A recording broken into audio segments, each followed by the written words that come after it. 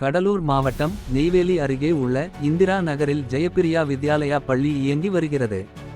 இந்த பள்ளியில் நடந்து முடிந்த 10ஆம் வகுப்பு தேர்வு முடிவுகள் தற்பொழுது வெளியாகி உள்ள நிலையில் இந்த பள்ளியில் பயின்று வரும் கூலி தொழிலாளியின் மகன் ஜசீர் அகமத் என்ற மாணவன் 500க்கு 498 மதிப்பெண் பெற்றுள்ளான்.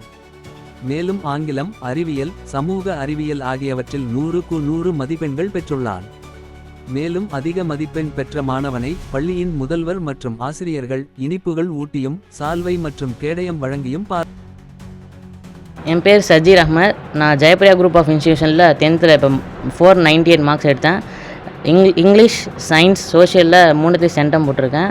எங்கள் அப்பா டெக்னீஷியனாக இருக்காங்க. எங்கள் அப்பாவும் எங்கள் அம்மா ஊக்கப்படுத்தினால தான் இந்த இவ்வளோ மார்க் என்னால் எடுக்க முடிஞ்சிச்சு.